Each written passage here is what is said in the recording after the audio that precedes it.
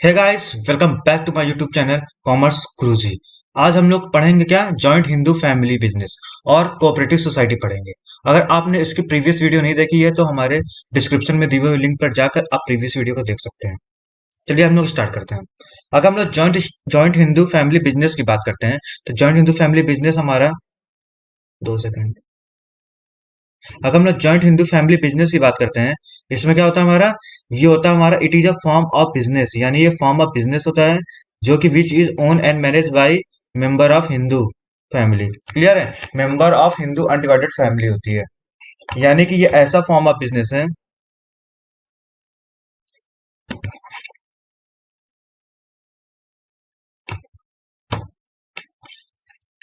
अगर हम लोग इसकी बात करते हैं, ये क्या, it is a form of business which is owned and manage bye the member of Hindu undivided family, यानी कि ये कौन करता है, हिंदू फैमिली करती है, यानी हिंदू अनडिवाइडेड फैमिली का बिजनेस होता है। Which is possibility with the possibility of 3 successive generation as a member in the business, यानी ये कब तक चलता है हमारा, ये 3 सक्सेसिव जनरेशन तक चलता है, यानी इसकी पॉसिबिलिटी कब तक होती है, 3 सक्सेसिव जनरेशन तक होती है। क्लियर है, यानी जॉइंट हिंदू फैमिली बिजनेस की बात करते हैं, ये फॉर्म ऑफ बिजनेस ऑर्गेनाइजेशन है जिसको ओन और मैनेज कौन करता है, member of Hindu undivided family, यानी कि जो मेंबर होते हैं हिंदू अनडिवाइडेड फैमिली के मेंबर जो होते हैं, उसको क्या करते हैं, मैनेज करते हैं। क्लियर है, और ओन करते हैं।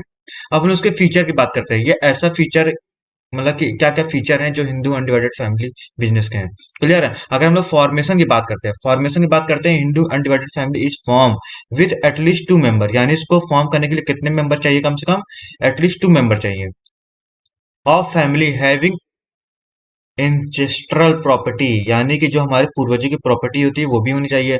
दूसरा क्या है, it is govern by Hindu succession act 1956, यानी इसको गवर्न करता कौन है, हिंदू एक्ट 1956 इसको क्या करता है, गवर्न करता है। क्लियर है, यानी फॉर्मेशन की बात करते हैं, it is form with at least 2 member of family, यानी कि कम से कम फैमिली मेंबर के 2 लोग होने चाहिए तभी स्टार्ट कर सकते हैं, और उसमें हमारी पूर्वजों की प्रॉपर्टी इन्वॉल्व होनी चाहिए।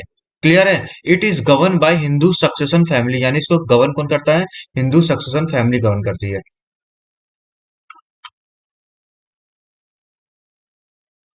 अब इसके हम लोग लाइबिलिटी की बात करते हैं। लाइबिलिटी की बात करते हैं, all the member of the family accept करता है लिमिटेड लाइबिलिटी, यानी कि अगर हम लोग बात करते हैं इस बिजनेस में जितने भी फैमिली मेंबर हैं, एक्सेप्ट करता कौन होता है, जैसे हमारे बिजनेस में डायरेक्टर होता है। क्लियर है, यानी कि डायरेक्टर होता है, पूरा रेगुलेट वगैरह करता है, वैसे ही हमारे इसमें इस बिजनेस में कौन होता है, हमारा कर्ता होता है। कर्ता यानी एक सीनियर मेंबर होता है जो कि क्या कहता है, पूरा रेगुलेट करता है बिजनेस को। उसकी लाइबिलिटी क्या होती है, सिर्फ अनलिमिटेड होती है, बाकी सबकी क्या होती है, लिमिटेड होती है। देखिए जैसे हम लोग बात करते हैं लाइबिलिटी, अगर हम लोग लाइबिलिटी की बात करते हैं हिंदू अनडिवाइडेड फैमिली की, तो यहाँ लाइबिलिटी क्या होती है, एक कर्ता होते हैं, यानी जो मेन होता है, जो पूरा कंट्रोल करता है बिजनेस को, कर्ता होता है, बाकी अदर जो मेंबर होते हैं। अगर कर्ता की बात करते हैं, इसकी लाइबिलिटी क्या होती है, अनलिमिटेड होती है, अनलिमिटेड होती है। बट अदर मेंबर की बात करते हैं, इनकी लाइबिलिटी क्या होती है, हमारी लिमिटेड होती है। क्लियर है। दूसरा क्या, कंट्रोल, कंट्रोल कौन करता है, all the activity in the business organise are control by the karta, यानी सारे बिजनेस की एक्टिविटी को कंट्रोल करता कौन है, करता करता है, करता यानी जो उसका मेन हेड होता है। क्लियर है, यानी वो मेन हेड है तो सारा कंट्रोल करता है, या फिर सारा कंट्रोल करता है इसलिए इसको मेन हेड बनाया गया है। नेक्स्ट हम लोग बात करते हैं इसमें, इट कैन बी, इसकी कंटिन्यूटी की बात करते हैं, it can be discontinue if all the member of family agree to do so, यानी कि ये कब तक चलता है, जब तक सारे मेंबर एग्री नहीं हो जाते हैं इसको बंद करने के लिए। क्लियर है। अब इसके हम लोग मेरिट्स की बात करते हैं। अगर हम लोग इसके मेरिट्स की बात करें तो मेरिट से क्या लिखा है इसके, इफेक्टिव कंट्रोल, यानी complete control of business with करता, दस इफेक्टिव डिसीजन मेकिंग, यानी ये होता है कि इसमें सारा कंट्रोल कौन करता है, सिर्फ करता करता है। क्लियर है, करता कौन होता है, सीनियर मेंबर होता है, और वो सारा कंट्रोल करता है उस बिजनेस को। Clear, Hindu undivided family business होता है उसको सारा कंट्रोल करता कौन है, करता करता है। क्लियर है। और बात करते हैं ये क्या करता है, जब ये सारा पर्सन अकेला एक करता ही कर रहा है, यानी करता है वही सारे डिसीजन ले रहा है, तो यहाँ पे क्या होगा, इफेक्टिव कंट्रोल होगा, डिसीजन मेकिंग करते समय क्या होगा, इफेक्टिव कंट्रोल होगा। दूसरी हम लोग बात करते हैं कंटिन्यू बिजनेस एग्जिस्टेंस की बात करते हैं। कंटिन्यू बिजनेस एग्जिस्टेंस की बात करते हैं, business continue till all the member wish to continue and control is transfer to the next elder member, यानी ये तब तक कंटिन्यू कर सकते हैं, यानी इसकी बात करते हैं, ये बिजनेस हमारा कब तक चल सकता है, जब तक हमारे जो मेंबर होते हैं ये जब तक चाहेंगे तब तक ये बिजनेस चल सकता है, कंटिन्यू हो सकता है, और ये आगे ट्रांसफर भी करना चाहते हैं। क्लियर है?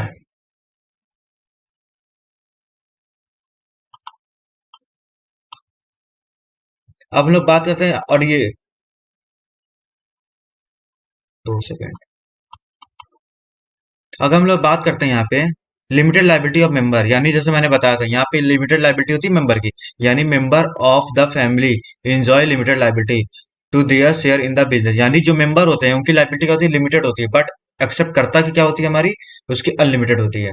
दूसरा क्या, increase loyalty and cooperation, family member have sense of belongingness and loyalty, यानी अब जाहिर सी बात है अगर अदर लोग को हम बुला के बिजनेस कर रहे हैं वो ज्यादा बढ़िया है, या फिर जो हमारी फैमिली बिजनेस कर रहे हैं वो ज्यादा बढ़िया है। यानी जो हमारे फैमिली के मेंबर ही जब बिजनेस में काम करते रहेंगे तो वहां क्या रहेगी, वहां लॉयल्टी ज्यादा रहेगी। क्लियर है? तो all work with the common objective, यानी जितने भी फैमिली मेंबर हमारे काम कर रहे हैं उस बिजनेस में, सबका ऑब्जेक्टिव क्या है, कॉमन है। क्लियर है? तो यानी क्या है, यहाँ पे इंक्रीज लॉयल्टी होती है और कॉपरेशन होता है, यानी सब एक दूसरे को कॉपरेट करके चलते हैं और एक दूसरे के लिए क्या रहते हैं, लॉयल रहते हैं।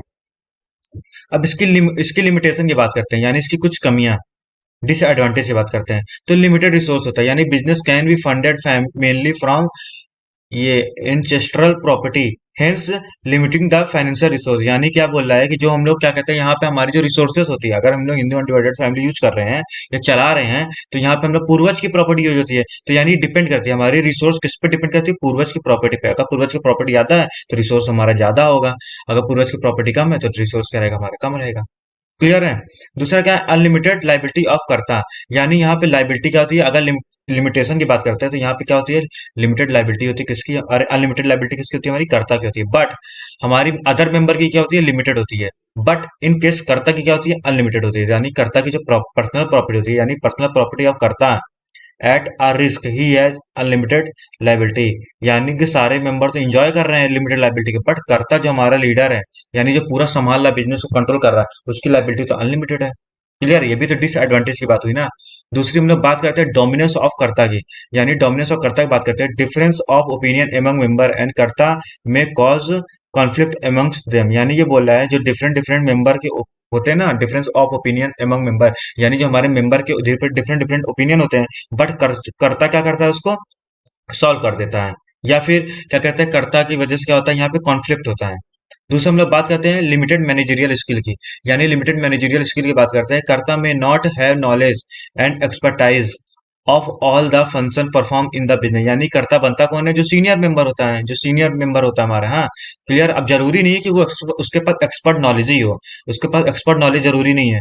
क्लियर है? तो यानी उसके पास एक्सपर्ट नॉलेज जरूरी नहीं है, इसलिए क्या होता है, यहाँ कहीं ना कहीं लिमिटेशन बनना है। यानी अगर हम लोग कंपनी की बात करते हैं, कंपनी में जो हम लोग क्या कहते हैं, मैनेजरियल फंक्शन को संभालने के लिए जो पर्सन रखते हैं, वो क्या होता है, स्किलफुल रहता है और उसके पास क्या होता है, एक्सपर्टिज्म रहती है। बट इन केस हम लोग कर्ता की बात करते हैं, कर्ता जरूरी नहीं है उसके पास क्या हो, एक्सपर्टिज्म नॉलेज हो उस बिजनेस की। क्लियर है? एक बार मैं इसको रिवाइज करा दे रहा हूँ। अगर हम लोग जॉइंट हिंदू फैमिली बिजनेस बात करते हैं, जॉइंट हिंदू फैमिली बिजनेस हमारा वो बिजनेस होता है जिसको ओन और मैनेज कौन करता है, हिंदू अनडिवाइडेड फैमिली करती है। क्लियर है? उसके बाद क्या कहता है, इसके फॉर्मेशन की बात करते हैं, इसको फॉर्मेशन कैसे करते हैं, पूर्वजों की प्रॉपर्टी होनी चाहिए और एटलीस्ट 2 मेंबर होने चाहिए, और इसको किस तरह गवर्न करते हैं, हिंदू सक्सेशन एक्ट 1956 के अकॉर्डिंग क्या करते हैं, उसको गवर्न करते हैं। अगर लाइबिलिटी की बात करते हैं, लाइबिलिटी की बात करते हैं तो यहाँ पे क्या होती है, करता यहाँ पे जो लीडर होता है, यानी जिसके हाथ में सारा कंट्रोल होता है, सारे डिसीजन लेने की राइट्स होते हैं, वो कौन होता है, कर्ता होता है। तो यानी यहाँ पे कर्ता के डिसीजन, जो कर्ता के जो तुम्हारी लाइबिलिटी है वो क्या होता है, अनलिमिटेड होता है, बट अदर मेंबर की लाइबिलिटी क्या होती है, यहाँ पे लिमिटेड होती है। क्लियर है? अब कंट्रोल की बात करते हैं, कंट्रोल कौन करता है, जो सारा कंट्रोल कंट्रोल कौन करता है, जो सारा डिसीजन लेता है, तो यानी यहाँ पे सारा डिसीजन लेता कौन है, कर्ता लेता है, तो यानी सारा कंट्रोल किसके हाथ में है, कर्ता के हाथ में है। क्लियर है? कंटिन्यूटी की बात करते हैं, कंटिन्यूटी की बात करते हैं, कंटिन्यूटी ये बिजनेस तब तक चलेगा जब तक हमारे फैमिली मेंबर चाहेंगे। क्लियर है? दूसरा क्या है, माइनर मेंबर, ये माइनर मेंबर की बात करते हैं, ये वाला पॉइंट छूट गया। माइनर मेंबर बात करते हैं, membership in the organisation by birth, यानी कि इसमें मेंबर की बात करते हैं जो छोटा मेंबर होता है, जैसे बर्थ होती है, जैसे किसी भी फैमिली मेंबर की बर्थ हुई तो वो वैसे क्या बन जाता है, उस जॉइंट हिंदू फैमिली बिजनेस का क्या होता है, मेंबर बन जाता है। दूसरा क्या है, मेरिट्स की बात करते हैं, मेरिट्स क्या होता है हमारा, इफेक्टिव कंट्रोल होता है, यानी जब सारे डिसीजन एक पर्सन ले रहा है तो यहाँ पे कंट्रोल भी क्या रहेगा, बढ़िया रहेगा। यहाँ पे कंटिन्यू बिजनेस एग्जिस्टेंस होता है, यानी जब तक हम चलाना चाहते हैं तब तक चलेगा, और जब तक हम अपने एल्डर को ट्रांसफर करना चाहते हैं तब तक ये बिजनेस चलेगा।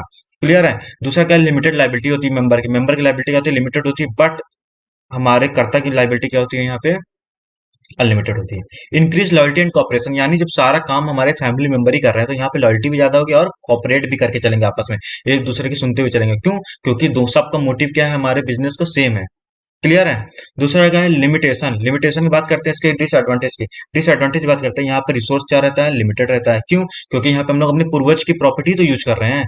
क्लियर है, यहाँ पे पूर्वज की प्रॉपर्टी यूज कर रहे हैं, इसलिए यहाँ पे रिसोर्स का तो लिमिटेड रहता है। दूसरा क्या, अनलिमिटेड लाइबिलिटी अब करता है। यहाँ पे लाइबिलिटी क्या होती है, करता है कि अनलिमिटेड होती है, बाकी अदर मेंबर की क्या होती है, लिमिटेड होती है।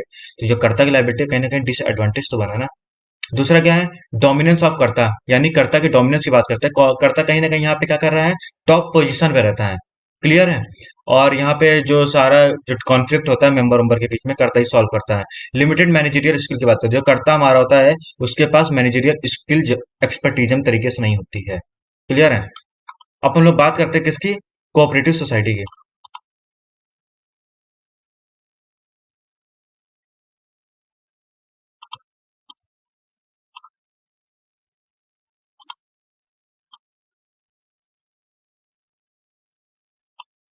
अगर हम लोग कोऑपरेटिव सोसाइटी की बात करते हैं, cooperative society and organisation of voluntary people working for a common purpose, यानी क्या होता है, ये एक ऑर्गेनाइजेशन होती है जो कि voluntary people for working for common purpose, यानी जो मेंबर होते हैं हमारे, वो उनका पर्पस क्या होता है, कॉमन रहता है। यानी लोगों का ग्रुप होता है जो वर्क करते हैं किस पर्पस से, वर्किंग कॉमन पर्पस के लिए करते हैं।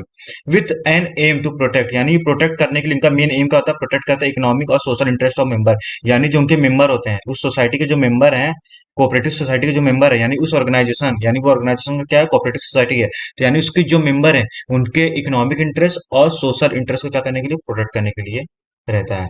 इसको रजिस्टर्ड कैसे होता है, ये कोऑपरेटिव सोसाइटी एक्ट 1912 के अकॉर्डिंग क्या रहता है, ये रजिस्टर्ड होता है, यानी क्या होता है, इसमें रजिस्ट्रेशन भी होता है।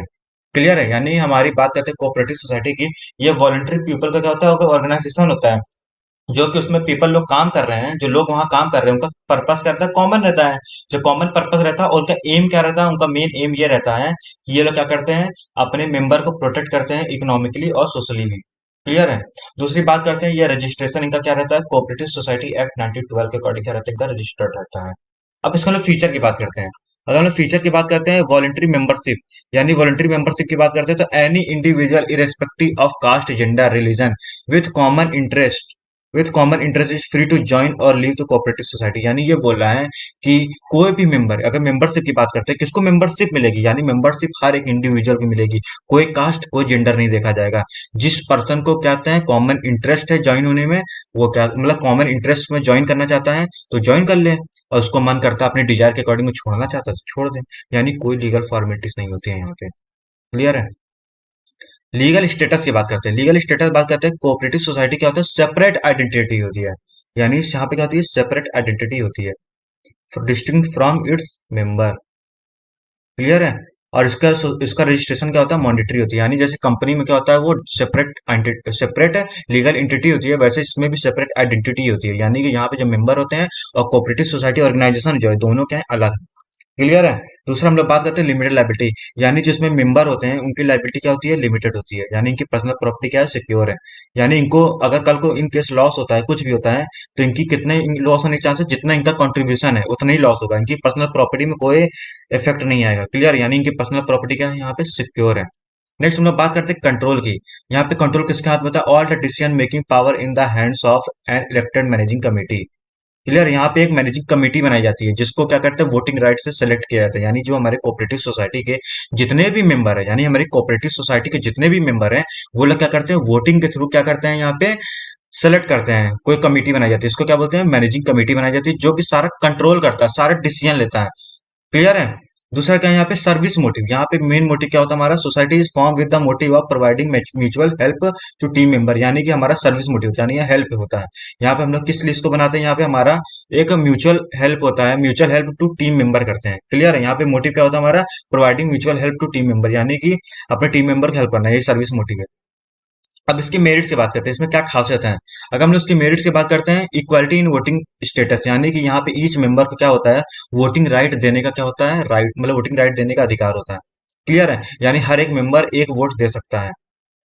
ताकि मैनेजिंग कमेटी, जब मैनेजिंग कमेटी बनाई जाती है तो वोटिंग दे के बनाई जाती है, तो यानी जितने भी मेंबर कोऑपरेटिव सोसाइटी में हैं, वो सब वोटिंग दे के ही क्या करते हैं, मैनेजिंग कमेटी बनाते हैं, ताकि वो क्या करे, सारे डिसीजन ले सकें।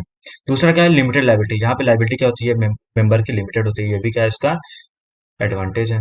नेक्स्ट हम लोग बात करते हैं स्टेबल एग्जिस्टेंस, यानी स्टेबल एग्जिस्टेंस की बात करते हैं। Cooperative society keep on going irrespective of situation of death, bankruptcy और इंसैनिटी ऑफ इट्स मेंबर, यानी कॉन्टिन्यूस प्रोसेस की बात कर रहा है। क्लियर है, यानी कोई पर्सन की डेथ हो गई तो उससे थोड़ी नहीं बंद हो जाएगा हमारा, या बैंकरप्सी हो गया, ये सब चीजें क्या हो गया, इफेक्ट नहीं करती है। दूसरा का economic in operation, economy in operation की बात करते हैं। The member of the society work voluntary which help in reducing cost, यानी क्या करते हैं ये लोग, इकोनॉमी इन ऑपरेशन, यानी ये बोले इनका मेंबर ऑफ सोसाइटी जो थी, ये लोग वर्क करते हैं किस चीज के लिए, ताकि रिड्यूसिंग कॉस्ट पड़े। Clear, which help in reducing cost, यानी सस्ता पड़े, यानी कॉस्ट कम है। दूसरा क्या, सपोर्ट फ्रॉम गवर्नमेंट, जब ये वेलफेयर के लिए, सर्विस के लिए काम कर रहे हैं, म्यूचुअल हेल्प के लिए काम कर रहे हैं, तो यानी इनको गवर्नमेंट से क्या होता है, सपोर्ट होता है। क्लियर है, यानी गवर्नमेंट क्या कर रही है, government provide support to society in the form of lower tax, interest rate and subsidies, यानी क्यों, क्योंकि जब ये लोग आपस में क्रिएट करके ऑर्गेनाइजेशन एक दूसरे की हेल्प कर ले रहे हैं, तो यानी कहीं ना कहीं गवर्नमेंट का बर्डन तो कम हो रहा है। जब गवर्नमेंट का बर्डन कम हो रहा है, क्योंकि अगर देखिए ऐसा कुछ ना होता तो गवर्नमेंट के पास क्या होता है, गवर्नमेंट को लोगों देखने के लिए बहुत सारे आते हैं, मतलब जब उसमें जब कोऑपरेटिव सोसाइटी बन जा रही है, वो लोग क्या करें, आपस में म्यूचुअल हेल्प करके क्या करें, एक दूसरे की प्रॉब्लम सॉल्व कर दे रहे हैं। जब आपस में एक दूसरे की हेल्प करके म्यूचुअल प्रॉब्लम सॉल्व कर दे रहे हैं, तो गवर्नमेंट का बर्डन तो कम हो रहा है ना, यानी गवर्नमेंट के पास प्रॉब्लम क्या हो रही, कम हो रही है। क्लियर है, तो गवर्नमेंट क्या करता है, इनको बेनिफिट देता है कि ताकि आपका टैक्स हम कम कर देंगे और इंटरेस्ट रेट कम कर देंगे, जो आपको लोन मिलेगा वो क्या होगा, उसका लो रेट ऑफ इंटरेस्ट पे लोन मिलेगा आपको, कुछ सब्सिडीज प्रोवाइड करेंगे। क्लियर है, यानी सब्सिडीज मतलब टैक्स बेनिफिट हो गया, या फिर बोल सकते हैं कुछ भी अमाउंट इनको क्या होता है, बेनिफिट दे दिया जाता है। क्लियर है, यानी ईज ऑफ फॉर्मेशन बात करते हैं। ईज ऑफ फॉर्मेशन की बात ये होता है, no legal formalities are involve in the formation of society, यहाँ पे कोई लीगल फॉर्मेलिटीज नहीं होती। क्लियर है, तो यानी हम लोग बात करते हैं इसके मेरिट्स की, यहाँ पे इक्वल वोटिंग राइट दिया जाता है, लिमिटेड लाइबिलिटी होती है मेंबर की। दूसरा क्या होता है, यहाँ पे स्टेबल एग्जिस्टेंस होता है, इकोनॉमी इन ऑपरेशन होता है, यानी कि इसको जो हम लोग बनाते हैं, फॉर्मुलेट करते हैं, यानी फॉर्मेशन करते हैं, तो यानी सस्ते बन जाता है, कोई इसमें लीगल फॉर्मेलिटी को चार्जेस वगैरह ज्यादा नहीं लगते हैं। क्लियर है, सपोर्ट फ्रॉम गवर्नमेंट, यानी गवर्नमेंट आपको क्या कर रही है, यहाँ पे मोटिवेट कर रही है, किस चीज से, आपको टैक्स कम करके, सब्सिडीज प्रोवाइड करके। क्यों, क्योंकि जब ऐसे कोऑपरेटिव सोसाइटी बनते रहेंगे, जब लोग एक दूसरे की मदद करने लगेंगे, तो गवर्नमेंट पे बर्डन कम हो जाएगा ना, तो गवर्नमेंट को लोगों को देखना नहीं पड़ेगा। क्लियर है, जब एक दूसरे को प्रॉब्लम लोग अपने में सॉल्व कर लेंगे, तो गवर्नमेंट का बर्डन तो कम होगा ना, इसलिए गवर्नमेंट क्या करती है, इनको इनको मोटिवेट करती है, किस चीज से, टैक्स रेट कम कर देती है उनको, interest, low rate of interest loan दिलाती है, क्लियर, सब्सिडीज प्रोवाइड करती है। दूसरा क्या, इसका फॉर्मेशन, यानी कोई लीगल फॉर्मेलिटीज नहीं होती है इसको बनाने के लिए। क्लियर है, अब हम लोग उसकी बात करते हैं लिमिटेशन की। अगर हम लोग लिमिटेशन की बात करते हैं, लिमिटेशन रिसोर्स, तो यानी यहाँ लिमिटेड रिसोर्स, यानी सबसे बड़ी इसकी डिसएडवांटेज बात करते हैं, यहाँ पे क्या होता है, रिसोर्स लिमिटेड होते हैं। क्यों, क्योंकि capital contribution by the member is only the source of finance and low dividend also discourage member of the provision of the finance to the society, यानी क्या होता है, इसमें जो मेंबर आते हैं वो कुछ ना कुछ पैसा लेके आते हैं मेंबर ज्वाइन होने के लिए। जब पैसा जो लेके आते हैं वो क्या होता है, वही एक सोर्स होता है, यानी उस ऑर्गेनाइजेशन को फाइनेंस करने के लिए सिर्फ एक ही सोर्स है, क्या है, कि तुम्हारा जो मेंबर आ रहे हैं वो कह रहे हैं अपना पैसा लेके आ रहे हैं। मेंबर, अगर मुझे एज अ मेंबर बनना है कोऑपरेटिव सोसाइटी में, तो फंड लेके आना पड़ेगा, तो उसी फंड से क्या करता है, पूरा कोऑपरेटिव सोसाइटी चलता है, तो यानी कहीं ना कहीं वो लोअर रहेगा ना। क्लियर है, और उसमें जब लोअर फंड इन्वेस्ट होगा तो लोअर डिविडेंड भी डिक्लेयर होगा। क्लियर है, दूसरा क्या, इनएफिशिएंसी मैनेजमेंट, यानी members working on voluntary basis lack necessary expertise and skill leading to, यानी यही बोल रहा है कि जब फंड कम है तो हम लोग क्या करेंगे, एक्सपर्टीज पर्सन को बुला नहीं पाएंगे, यानी जो स्किलफुल पर्सन है या प्रोफेशनल पर्सन उनको अपॉइंट तो कर नहीं पाएंगे। इसलिए क्या होता है, जो हमारे यहाँ मेंबर होते हैं वही काम करते हैं, जो हमारे यहाँ मेंबर होते हैं वही काम करते हैं, तो उनके पास जरूरी नहीं कि स्किल ज्यादा हो। दूसरा क्या, lack of secrecy, lack of secrecy की बात करते हैं, difficult to maintain secrecy as a member to disclose all the information related to work of the society in the meeting, यानी क्या कहता है, हमको जब मीटिंग होती है, हमारे सारे मेंबर की मीटिंग होती है, तो हमको डिस्क्लोज करनी पड़ती है हर एक चीज, तो यानी हमारे बिजनेस कोई भी चीज क्या होता है, सीक्रेट नहीं रख सकते हम लोग, क्योंकि हमको हर एक चीज मीटिंग में क्या करनी रहती है, बतानी रहती है। डिस्क्लोज मतलब सारी चीज क्या करनी रहती है, यहाँ पे ओपन कर देनी रहती है। दूसरा क्या है, गवर्नमेंट कंट्रोल, यानी जब कोऑपरेटिव सोसाइटी जो है, यहाँ पे क्या है, गवर्नमेंट कंट्रोल करती है, कहीं ना कहीं यहाँ पे गवर्नमेंट का कंट्रोल रहता है। जैसे क्या, it need to follow the rules and regulation as stated by the government and submit audited financial report society and support such government intervention freedom of the work from society, यहाँ ये बोल रहा है कि इसको सारा कंट्रोल कौन करता है, गवर्नमेंट करती है। हम लोग गवर्नमेंट के अकॉर्डिंग क्या करते हैं, काम करते हैं। गवर्नमेंट ने जो रूल्स बनाए उसको फॉलो करते हैं। हम लोग क्या करते हैं, गवर्नमेंट को, जो गवर्नमेंट जब हमको टैक्स बेनिफिट दे रही है, तो गवर्नमेंट तो चेक करेगी ना, भैया हम तो इसको टैक्स बेनिफिट दे रहे हैं, ये कहीं मिसयूज तो नहीं कर रहा है, यानी हम लोग गवर्नमेंट के बेनिफिट का यूज तो नहीं कर रहे हैं, मिस यूज तो नहीं कर रहे हैं, इसलिए गवर्नमेंट क्या करती है, एक ऑडिट रिपोर्ट भी मांगती है। क्लियर है। दूसरा क्या है, डिफरेंसेस ऑफ ओपिनियन, यानी डिफरेंस ऑफ ओपिनियन की बात करते हैं। As a result of individual interest over the welfare may lead to conflict among them, यानी जो डिफरेंट डिफरेंट मेंबर होते हैं उनके इंटरेस्ट क्या होते हैं, आपस में कॉन्फ्लिक्ट होते हैं। यानी जरूरी नहीं सबको ओपिनियन क्या हो आपस में सेम हो, इसलिए क्या होता है यहाँ पे कॉन्फ्लिक्ट होने की चांस ज्यादा होती है। क्लियर। अब देखो हम लोग टाइप्स ऑफ कोऑपरेटिव सोसाइटी की बात करते हैं, कितने टाइप्स ऑफ कोऑपरेटिव सोसाइटी हमारे होते हैं। क्लियर है। अगर हम टाइप्स ऑफ कोऑपरेटिव सोसाइटी की बात करते हैं, कंज्यूमर कोऑपरेटिव सोसाइटी, यानी ये वो सोसाइटी होती है जिसको फॉर्म करते हैं हम लोग किस लिए, providing good quality services at a reasonable rate, यानी कि प्रोवाइड करते हैं हम लोग उसको। देखो कंज्यूमर कोऑपरेटिव सोसाइटी की बात करते हैं, इसको हम लोग बनाते हैं, इसको हम लोग बनाते इसलिए ताकि कंज्यूमर को क्या हो, गुड क्वालिटी का सर्विस हो और प्रोडक्ट हो, यानी good quality of goods and services क्या हो एट रीजनेबल रेट पे क्या करें, इसको प्रोवाइड कर सकें। क्यों, ताकि इंटरेस्ट हो जाए कंज्यूमर का, प्रोटेक्ट हो जाए। क्लियर है। यानी अगर सिंपल लैंग्वेज की बात करते हैं, कंज्यूमर कोऑपरेटिव सोसाइटी ये करती है कि यहाँ पे interest protect the interest of consumer. अब यानी कंज्यूमर के इंटरेस्ट को प्रोटेक्ट हम लोग कैसे कर सकते हैं, उनको भाई सही रेट पे क्या करें, अच्छा सामान दें, सही रेट पे उनको अच्छा सर्विस दें। यही तो हमारा कंज्यूमर के इंटरेस्ट को प्रोटेक्ट करना होता है। दूसरा क्या है, प्रोड्यूसर कोऑपरेटिव सोसाइटी, यानी प्रोड्यूसर कोऑपरेटिव सोसाइटी की बात करते हैं। यहाँ पे क्या होता है, सोसाइटी को फॉर्म किया जाता है किस लिए, providing good quality of low price raw material, यानी कि जैसे मैं प्रोड्यूसर हूँ, मेरी फैक्ट्री है, मैं मैन्युफैक्चरर हूँ और मैं क्या कर रहा हूँ, गुड्स बना रहा हूँ, तो यानी मेरे लिए क्या बेनिफिट होगा, जब मुझे कहीं से कच्चा माल यानी रॉ मटेरियल मिलेगा, वो अच्छी क्वालिटी का रॉ मटेरियल मिलेगा, सस्ते रेट में मिलेगा, तो हम लोग क्या करेंगे, अच्छी प्राइस पे गुड्स बनाएंगे ना।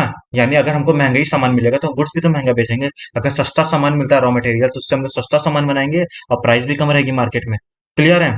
और दूसरा क्या है, यहाँ पे other input to protect the interest of the producer, यानी प्रोड्यूसर कोऑपरेटिव सोसाइटी की बात करते हैं। इसको इसलिए बनाते हैं क्योंकि हमारा जो प्रोड्यूसर का इंटरेस्ट होता है उसको प्रोटेक्ट करने के लिए। और इसके इंटरेस्ट को प्रोटेक्ट कैसे कर सकते हैं हम लोग, quality and low price raw material का करें हम लोग उसको प्रोवाइड कराएं। दूसरा क्या, मार्केटिंग कोऑपरेटिव सोसाइटी, यानी यहाँ society for providing service related to the marketing of product by small producer, यानी ये बोल रहा है जो स्मॉल स्मॉल प्रोड्यूसर होते हैं उनको मार्केटिंग करने के लिए क्या करते हैं, सोर्स दिलाते हैं, कहीं ना कहीं सर्विस दिलाते हैं। दूसरा क्या है, फार्मर कोऑपरेटिव सोसाइटी, यानी ये फार्मर के लिए बना है सोसाइटी। क्लियर है। ताकि ये इसलिए बनाते हैं ताकि फार्मर जो हमारा बेटर इनपुट यूज करे और रीजनेबल रेट में मिले, यानी इसको अच्छा रॉ मटेरियल यानी इसको खाद वगैरह ये सब क्या है अच्छे से प्रोवाइड किया जाए ताकि उसका प्रोडक्टिविटी क्या हो, ज्यादा हो। दूसरा क्या है, क्रेडिट कोऑपरेटिव सोसाइटी, यानी क्रेडिट कोऑपरेटिव सोसाइटी की बात करते हैं, इसको स्टेब्लिश करते हैं हम लोग क्या, financial assistant to the member और वेरी रीजनेबल टर्म, यानी यहाँ पे क्या कहते हैं, इनका मूल मोटिव क्या होता है कि पर्सन को लोन दिलाना, मेंबर को लोन दिलाना एट अ लोअर रेट पे। क्लियर है। यानी कि लोअर रेट पे उनको लोन प्रोवाइड कराना। दूसरा क्या है, कोऑपरेटिंग हाउसिंग सोसाइटी, यानी कोऑपरेटिंग हाउसिंग सोसाइटी बात करते हैं, ये किस लिए दिया था, हाउस के लिए दिया था, नाम से पता चल रहा है। क्लियर है।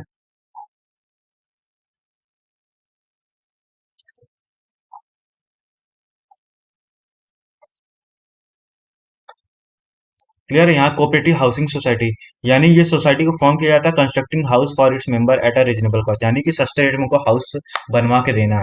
क्लियर है। तो यानी ये सब क्या है, इसके टाइप्स ऑफ कोऑपरेटिव सोसाइटीज हैं। क्लियर है। तो यानी आज आज हम लोग ने क्या पढ़ा है, हम लोग ने जॉइंट हिंदू फैमिली पढ़ा है हम लोग ने, और कोऑपरेटिव सोसाइटी पढ़ा है। क्लियर है। तो आज ये चैप्टर हमारा क्या है, एंड हो गया चैप्टर का। और आपने हमारी प्रीवियस वीडियो नहीं देखी है तो आप जाइए प्रीवियस वीडियो को जरूर देखिएगा, बहुत डिटेल में मैंने रिवीजन कराया। ओके। तो आज की वीडियो को हम लोग यहीं एंड करते हैं, अब हम लोग मिलते हैं नेक्स्ट चैप्टर में। अगर आप हमारे चैनल पर नए हैं तो हमारे चैनल जरूर सब्सक्राइब करिए और अपने दोस्तों को जरूर शेयर करिए। Thank you.